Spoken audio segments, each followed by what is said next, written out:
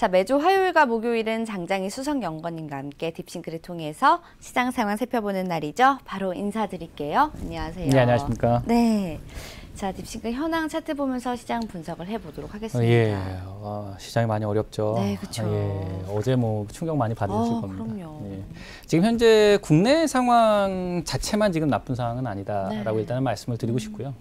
어제 이제 중국이 환율 조작국 지정이 됐죠. 그렇죠. 예, 어떻게 보면 지금까지 이제 미중 무역 협상이 굉장히 많이 꼬일 거라는 걸 예상하셔야 됩니다. 네. 예, 어떻게 보면 이제 시장에서 이제 미국의 포문을 이제 연 것이죠. 그렇죠. 예, 그래서 지금 현재 상황은 굉장히 지금 안 좋습니다. 전 세계 시장과 국내 시장 다 지금 안 좋은 상황인데요. 일단 시장 상황 먼저 잠깐 점검을 하고 갈 필요가 있겠습니다. 잠깐 네. 화면 잠깐 보여주시면, 자, 지금 보시는 화면이 이제 코스피 화면입니다. 자, 코스피 화면이고 앞서서 이 아래쪽에 보시면 이제 나오는 게 이제 하락 신호가 시작됐다라고 말씀드린 게 이제 7월 25일자. 네. 예, 아마 이날 제가 장중에 아마 얘기를 드렸던 것 같아요. 이제 하락 시그널로 접어들게 되니 시장을 좀 조심하실 필요가 있습니다. 말씀을 드렸는데, 좀 기우였길 바랬는데 아쉽게도 예, 이 상황에서부터 그 당시가 이제 상황이 2074였어요. 예, 오늘 1915니까 거의 200포인트가 밀린 거예요. 예. 예, 이런 상황들 시그널에서 이제 보통 이제 이런 시그널들은 보통 이제 인공지능에서는 하락 쪽 사이드를 강화를 하면서 굉장히 보수적으로 포트를 짜게 되는 구조를 갖습니다. 물론 이러한 부분들은 딥싱크 안에도 반영이 돼 있는 부분들이 있고요. 네.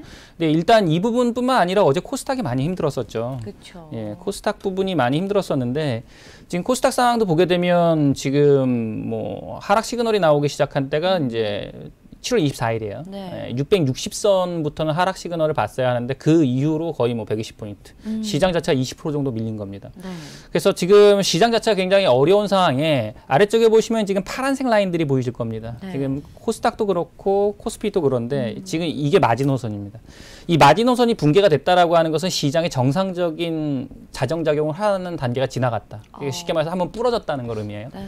예, 이 얘기는 하방 사이드에 지금 이 부분에 대해서 매수 쪽, 즉 수급 쪽이 충분히 받쳐주지 못하면 시장 자체가 패닉으로 흐를 수 있는 기준 라인을 넘긴 겁니다. 네네. 그렇기 때문에 지금 시장은 굉장히 보수적으로 접근하실 필요가 있다라 판단되고요. 네. 더불어서 지금 이러한 신호는 국내에만 지금 영향을 주는 게 아닙니다. 일단 해외 시장 잠깐 보시게 되면 일단 가장 먼저는 환을 좀 보실게 중국 위안입니다. 지금 환율 조작국 이슈가 부과된 것과 동시에 지금 현재 거의 사상 최고치를 지금 올라가고 있어요. 그렇죠. 즉 위안화가 지금 절하되는 겁니다.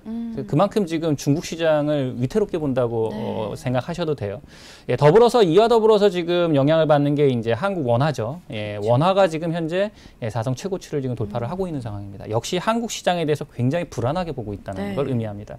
더불어서 세계 경기 사이클을 봤을 때 구리 시장을 좀 볼 필요가 있는데 예, 구리 시장을 보게 되면 지금 밑에 이제 거의 밴드 하단을 지금 돌파를 하고 있어요. 네. 경기 자체를 굉장히 안 좋게 보는 겁니다. 그렇군요. 지금 전체적으로 이번에 미중 무역 분쟁이 장기화될 가능성이 높습니다. 예, 이 상황에서 현재 국내 시장뿐만 아니라 해외 시장들도 다 지금 위험에 노출되고 있는 상황이고 네네. 더불어서 이제 어제 보면 이제 나스닥이나 S&P의 패턴을 보게 되면 이전에 있던 고점을 돌파한 이후에 추가 상승을 못하고 이전에 힘겹게 돌파했던 고점을 다시 강하게 밀었다는 얘기는 네. 이제 추가 상승에도 굉장히 저항을 많이 받을 것이라는 걸 의미합니다. 따라서 이번 시장은 이제는 위험 관리가 가장 중요한 화두로 올라오고 있다. 첫 번째 확인하셔야 되고 네. 두 번째 확인하실 거는 이런 데에서는 단독 종목으로 대응하시는 거 정말 어렵다. 뭐 더 좋다면은 인버스 쪽을 더 담으실 수도 네네. 있겠거니와 더불어서 한쪽 섹터에서는 조금 비중을 줄이고 현금 비중을 늘리면서 대응하시는 것도 하나의 방법이겠지만 네. 어쨌든 포트폴리오를 종목을 접근하시고 주식을 투자의 관점에서 본다면 개별 종목으로는 대응하기 굉장히 어려운 장이다. 그쵸. 따라서 포트폴리오를 형성해서 이 시장을 대응하는 것이 굉장히 중요한 장이다라는 말씀을 드리고 싶습니다. 네. 자, 그렇게 되면 이제 딥싱크는 어떻게 대응을 했느냐 궁금하잖아요. 그렇죠. 예, 딥싱크는 일단 뭐 결론부터 말씀드리면 잘 대응하고 있습니다. 다행이네요. 예, 네. 다행이죠. 예, 네. 딥싱크 서비스를 이용하시는 분들은 그래도 다행이죠. 맞아요. 예. 자, 지금 현재 보게 되면 지금 스마트 모멘텀이 최근에 좋게 올라오고 있습니다. 어제 같은 경우도 그렇고 뭐 오늘도 그랬지만 어제는 더 그랬죠. 시장의 95%가 하락입니다. 그렇죠. 시장의 5%의 모멘텀 종력을 잡아낼 수 있느냐가 이 시장을 버티냐 못 버티냐를 결정짓습니다. 네. 근데 지금 보시면 아시겠지만 시장 대비 굉장히 양호한 흐름 보이고 있죠? 예, 조금 이제 확대를 해보겠습니다. 자, 이 부분을 좀 확대를 해서 보여드릴 텐데 지금 현재 코스피와 코스닥보다 굉장히 양호하게 현재 시장을 대응하고 있다라고 일단 말씀을 드리겠습니다. 네. 자, 보시게 되면 7월달 이후에 7월 10일부터 이제 다시 스마트 모멘텀의 실적이 양호해지면서 하방에 이제 있는 게 코스피, 저 아래에 있는 게 코스닥. 코스닥은 뭐 일단 최근에 가장 많이 빠진 구간이 7월 11일자 기준으로 보면 코스닥은 17.26%가 어제 기준으로 빠졌어요. 예, 코스피는 코스피는 마이너스 8%. 이때 이제 있던 블록은 지금 11%, 12% 정도 됩니다. 근데 이걸 지나오면서 지금은 시장보다 더 양호한 흐름을 보이고 있죠. 그래서 시장이 어렵더라도 포트폴리오로 대응하면 가능성은 있다는 겁니다. 최근에 있었던 7월 후반부터는 뭐 많이 빠져야 마이너스 5% 이내로 지금 시장을 방어하고 있어요. 네네. 종목으로 따지자면. 그래서 굉장히 지금 현재 스마트 모멘텀이 현재 어려운 시장에서도 종목의 모멘텀 종목을 잘 잡아내고 있다라고 말씀을 드릴 수가 있겠고 네. 그 뒤를 이어서 지금 있는 다른 방식의 접근도 유효하다입니다. 가령 최근에 이제 가장 두각을 나타냈던 얼리버드의 케이스를 보면 얼리버드 역시 이제 시장보다 좋아지는 구간으로 올라가죠.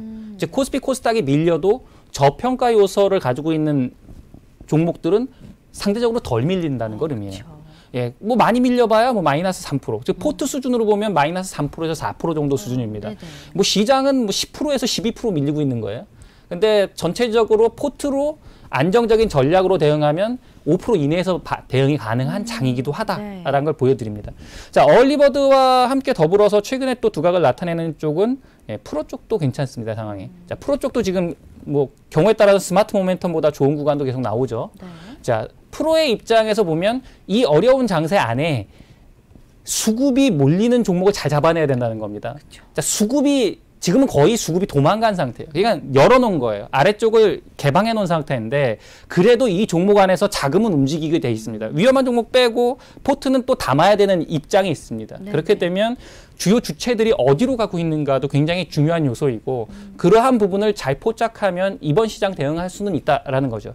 최근에 보게 되면 이 프로 전략 역시 최근에 들어서 7월 말 이후로는 마이너스 5% 이하로 내려가지 않습니다. 뭐 코스닥은 지금 10% 이하로 지금 내려가 있는 상황이죠. 자, 그렇게 지금 대응이 되고 있고 쇼커버도 약간 어려워는 하지만 이제 쇼커버도 완연히 올라오고 있는 상황이긴 하고 뭐 약간 오차는 있지만 대부분이 지금 현재 시장보다 선방하는 양상을 보이고 있습니다. 따라서 이번 장세는 어떻게 보면 위험 관리가 지금 이제 주요하고 지금 여기 추가적으로 오는 기술적인 반등이 올라오지만 오늘 만약에 매수 물량, 거래 대금이나 거래량이 충분히 받쳐주지 못한다면 기술적인 반등 이상으로 보시면은 안 된다는 거예요. 예, 그런 상황에서 종목의 편중은 전략적인 대응이 가능하고 특히 모멘텀 있는 종목 잘 보시고 저평가와 실적 요소를 반드시 체크하셔라.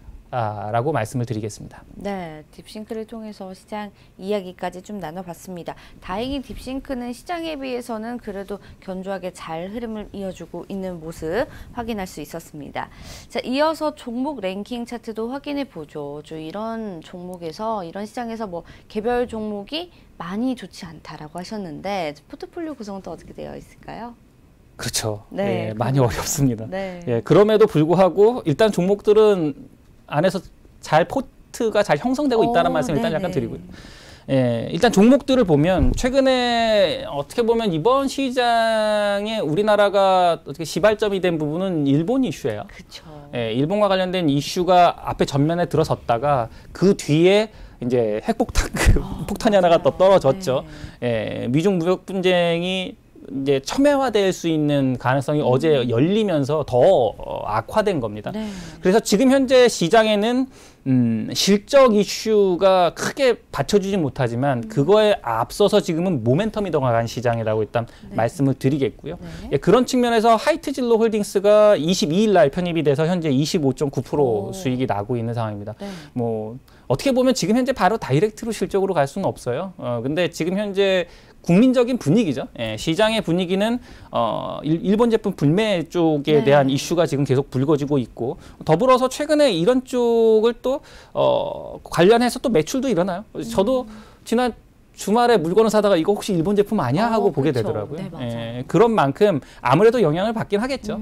예, 그런 측면이 먼저 선부각되고 있고 특히 살 종목이 없기 때문에 이럴 때일수록 어떤 테마와 모멘텀 쪽으로 더 빨리 움직이기도 해요.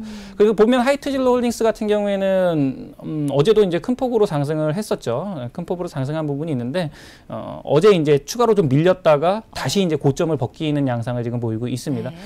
더불어서 이제 하이트진로 홀딩스 같은 경우에는 이제 음료, 맥주, 그러니까 어쩌면 주류 계열이겠지만 뭐 리드코프 같은 경우에도 뭐 실적이 안정적인 회사이기도 하지만 이제 최근에 대부와 관련 이제 그 금융과 관련된 이슈로 또 어떻게 보면 일본 금융의 대항마 그쵸. 뭐 이런 이슈가 불거지면서 이제 리드코프가 올라오고 있는 중이고요. 그거 리드코프 같은 경우에는 동일한 22일에 진입을 했는데 24.17%가 상승을 했습니다. 네. 이것도 뭐 일주일 안에 20%대로 바로 진입을 한 종목이고요.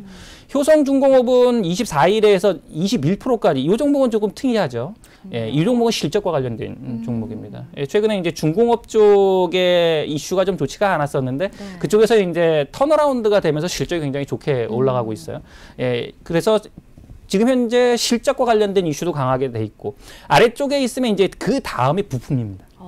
부품. 원래 부품주가 먼저 치고 갔었죠. 예, 부품주는 먼저 치고 올라간 이후에 뒤에 이제 일본에 대한 불매운동 쪽으로 네. 이제 테마를 바톤 터치 해준 상황이긴 하지만 솔브레인 지금 보시면 아시겠지만 눌림목이 그렇게 깊지도 않아요. 네. 예, 지속적으로 다시 상승을 하고 있다. 26일자에 진입을 해서 지금 지속적으로 상승을 합니다.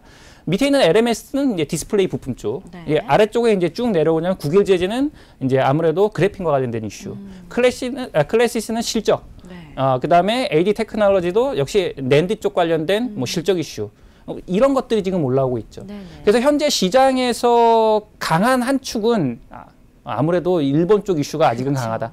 그래서 지금 현재로는 이런 모멘텀을 단기 트레이딩을 하시는 데는 굉장히 좋은 관점일 수 있고 그리고 한쪽 축에서 효성중공업이나 클래시스처럼 실적 이슈를 안고 있는 건 그래도 버틴다.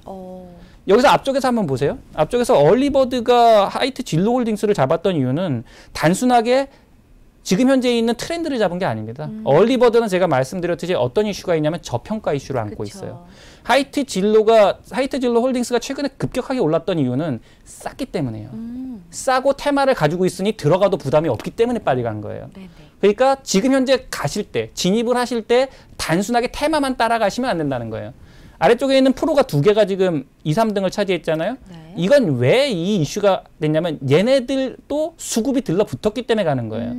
주요 주체가 너무 개인을 중심으로 가는 애들은 굉장히 빠르지만 주요 수급 주체가 들어간 종목은 잘 꺾이지 않고 어느 정도 그 테마 안에서도 안정성을 찾는다는 거죠. 네. 예, 그래서 그런 부분을 잘 매칭하실 필요가 있다. 현재는 다시 앞서서 말씀드리지만 전체적으로 시장이 굉장히 어려울 것이다. 네.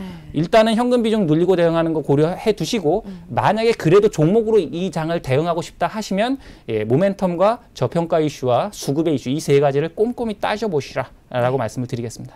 네, 자 종목별 랭킹 차트까지 저희 함께 살펴봤습니다.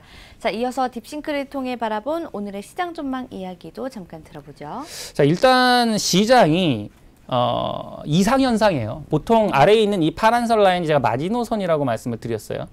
보통 시장은 어느 정도의 밴드 안에서 정상적인 움직임을 보입니다. 이 움직임을 벗어나는 순간 시장은 이상현상이 나타나기 시작해요.